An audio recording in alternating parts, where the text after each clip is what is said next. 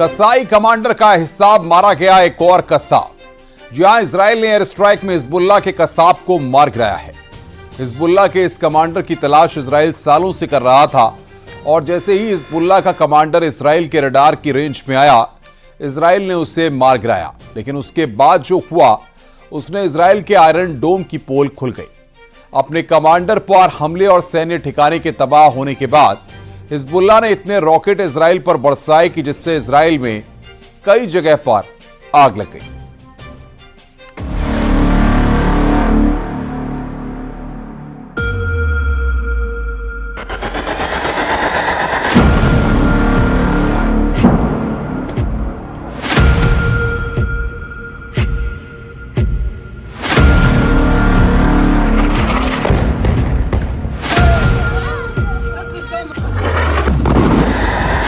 Israel ने मार डाला हिजबुल्लाह का कसाब।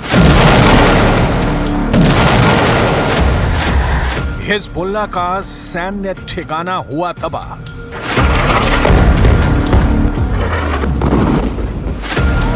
हिजबुल्लाह ने इजराइल पर दागे 55 रॉकेट।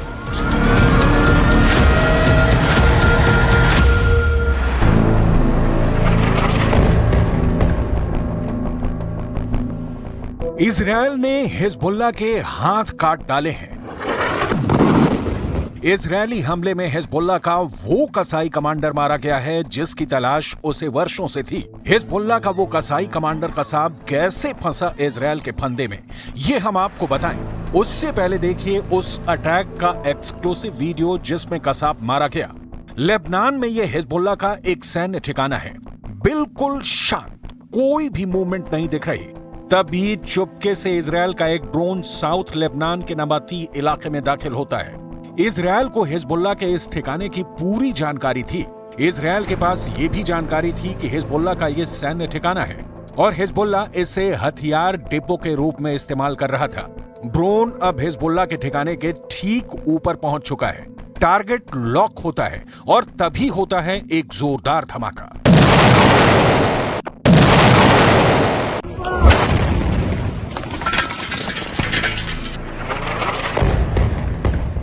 धमाके के बाद जब धूल और धुएं का गुबार छटा तो पता चला कि इजराइल ने उस मोस्ट वांटेड को मार गिराया है जिसकी उसे वर्षों से तलाश थी। हिजबुल्लाह के उस कसाई कमांडर का नाम है कसाब, जो हिजबुल्लाह के अल हज रदवान फोर्स में टॉप कमांडर था।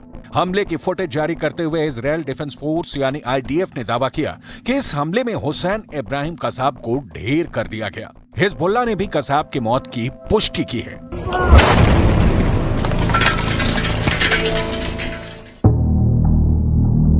मीडिया रिपोर्ट के मुताबिक हुसैन इब्राहिम कसाब लेबनान के टायर शहर से मोटरसाइकिल से जा रहा था, तभी इजराइल ने ड्रोन अटैक में उसे मार गिराया। इजरायली सेना का कहना है कि 7 अक्टूबर से अब तक हिजबुल्लाह के 412 आतंकी मारे जा चुके हैं और इब्राहिम कसाब भी उन्हीं में से एक है। इजराइल के इस हमले से हिजबुल्लाह बुरी तरह से तिलमिला गया है। अब इजरायली हमले के बाद हुए उस जगह की तस्वीर देखिए, सब कुछ तबाह हो चुका है। ईंट दर ईंट ढह चुका है हिजबुल्लाह का अड्डा। इमारत का कोई हिस्सा नहीं बचा जो सही सलामत हो। सामान ले जाने वाले इस ट्रक की हालत देखिए, ये भी बिल्डिंग के मलबे में दब चुका है। हमले के बाद लेबनानी मीडिया ने कहा कि इजरायली हमले में 10 की मौत हुई, 2 बच्चे भी मृतकों में शामिल थे। लेबनानी मीडिया ने कहा कि सभी पीड़ित सीरियाई नागरिक थे। इजरायली सेना ने कहा कि यह जगह हिजबुल्लाह का हथियार डिपो था। लेबनान की सरकारी मीडिया एजेंसी एनएनए ने दावा किया है कि इजरायली हमले में 10 लोगों की मौत हुई है, जबकि 5 ऐसे लोग हैं जो गंभीर रूप से घायल हुए हैं, जिनका अस्पताल में इलाज जारी है। सुनिए हमले के बाद उस शख्स का बयान जो सबसे पहले वहां पहुंचा था।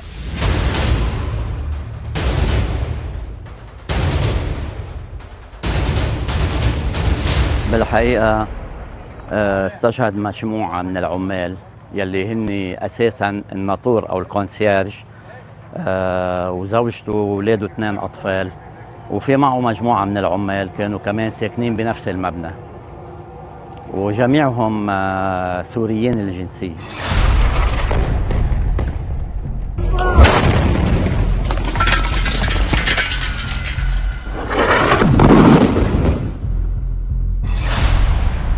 मीडिया रिपोर्ट के मुताबिक 17 अगस्त को ही कसाब पर हुए हमले के बदले के लिए हिजबुल्लाह ने आईडीएफ की चौकी पर एक ड्रोन हमला किया, जिसमें इजरायल के 2 सैनिक घायल हुए।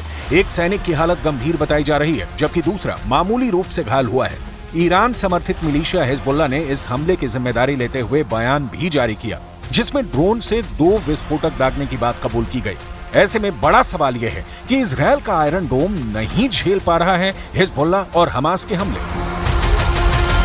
और क्या इजरायल का आयरन डोम बूढ़ा हो गया है? यह सवाल इसलिए क्योंकि हिजबुल्लाह ने इजरायल पर सिर्फ एक ड्रोन हमला ही नहीं किया, बल्कि एक साथ शनिवार को उत्तरी इजरायल पर 55 रॉकेट दागे हैं। यह हमला इजरायली हवाई हमले के जवाब में किया गया। इजरायली हमले में दक्षिणी लेबनान के नबादीज शहर के पास 10 लोगों की मौत हो गई थी। इजरायली सेना का कहना है कि हिजबुल्लाह के कुछ रॉकेट खुले इलाकों में गिरे, जबकि दूसरे रॉकेट से कई जगहों पर आग लग गई। हिजबुल्लाह के हमले के बाद इजरायल के कई इलाकों में आग लग गई, जिसके बाद तुरंत ही फायर ब्रिगेड की गाड़ियों को रवाना किया गया और लोगों से उस जगह को खाली कराया गया। पूरा इलाका धूल और धुएं के गुबार से भर चुका था। फायर ब्रिगेड की गाड़ियों ने बड़ी ही मुश्किल से आग पर काबू पाया। इसीलिए इजरायल के आयरन डोम पर सवाल खड़े हो रहे हैं। सुनिए उस फायर फाइटर की जुबानी कि हिजबुल्लाह के हमले के बाद क्या हुआ। ירי, וכמובן שאחרי כל ירי יש הצתות, עניינים כתוצאה מהירי, ופה הייתה פה נפילה, ומסתבר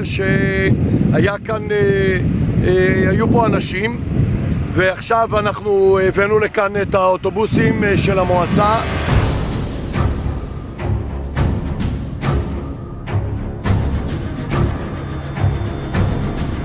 इजरायल पर हमले के बाद हिजबुल्लाह ने बाद में बयान में कहा कि हमने नबाती हमले के प्रतिशोध में उत्तरी इजरायल के आयलेट हाशियर किबुत्ज पर हमला किया है और हमने अपने मिशन को अंजाम तक पहुंचाया। दावे इजरायल भी कर रहा है और दावे हिजबुल्लाह भी कर रहा है। किसका दावा भारी पड़ेगा ये वक्त बताएगा, लेकिन इस बीच आपको हिजबुल्लाह का ये वीडियो जरूर देखना चाहिए। इसने इजरायली अधिकारियों के माथे पर शिकन ला दी है। हिजबुल्लाह ने यह वीडियो ऐसे समय में जारी किया है जब उसने अपने टॉप कमांडर की मौत का बदला लेने के लिए इजरायल के खिलाफ जवाबी कार्रवाई करने का ऐलान किया है। ईरान समर्थित लेबनान के चरमपंथी समूह हिजबुल्लाह ने शुक्रवार यानी 16 अगस्त को यह वीडियो जारी किया है। हिजबुल्लाह की तरफ से जारी किए गए वीडियो क्लिप में विशाल सुरंगें दिखाई गई हैं। ये इतनी बड़ी हैं कि इनके अंदर ट्रक आसानी से गुजर सकते हैं। सुरंगें कंप्यूटर और बिजली से लैस हैं। इनमें मिसाइल से लदे ट्रकों को एक के बाद एक चलते हुए देखा जा सकता है। हिजबुल्लाह ने जो वीडियो जारी किया है उसकी शुरुआत एक बड़ी सुरंग से होती है जिसमें बाइक सवार हिजबुल्लाह लड़ाके आते हैं। इसके बाद वीडियो आगे बढ़ता है जिसमें बाइक सवार आगे चलते हैं और उनके पीछे मिसाइल लॉन्चर से लैस ट्रक बढ़ते हैं। पूरी सुरंग में लाइटें लगी हुई हैं। एक के बाद एक ट्रक गुजरते हैं।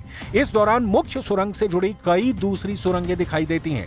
ट्रक एक जगह रुकता है, वो जमीन के ऊपर खुलती है। यहाँ लॉन्चर तैयार होकर जमीन के बाहर की ओर निकलते हैं। हिजबुल्लाह के इस सुरंग वीडियो को देखिए जिसमें सैकड़ों घातक मिसाइलें, रॉकेट और लड़ाके मौजूद हैं। वीडियो में सुरंगों का नेटवर्क और जमीन के अंदर 4 जगह दिखाई गई हैं जहां से इजरायल के खिलाफ मिसाइलें दागी जाएंगी। हिजबुल्लाह का दावा है कि इन सुरंगों से मिसाइल हमला करके वो दुश्मन के हर इलाके तक पहुंच सकता है। वीडियो में दिखाया गया है कि ट्रक पर रखे मिसाइल लॉन्चर तैयार होकर जमीन के बाहर निकलते हैं। हिजबुल्लाह से जुड़े न्यूज नेटवर्क अल मायादीन ने कहा कि ये सुरंगें और मिसाइल सुविधा जमीन के अंदर बहुत गहराई में है। दुश्मन की खुफिया एजेंसी इसका पता नहीं लगा सकती है और ये हमले से बचाव प्रदान करती है। חיזבאללה כל יום, מכות קשות מאוד. ואנחנו גם נגיע למצב של מוכנות מלאה לעשות כל פעולה שנידרש בלבנון, או להגיע להסדרה מעמדה של כוח. אנחנו מעדיפים הסדרה, אבל אם המציאות תחפה עלינו,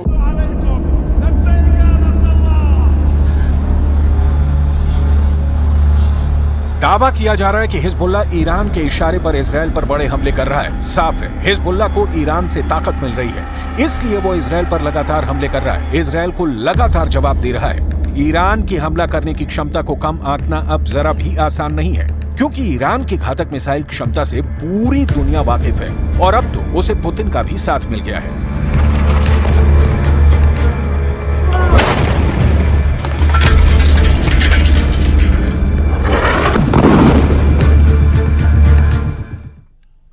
रुक रहे हैं यहां पर ब्रेक के लिए। खबरों का सिलसिला लगातार जारी है।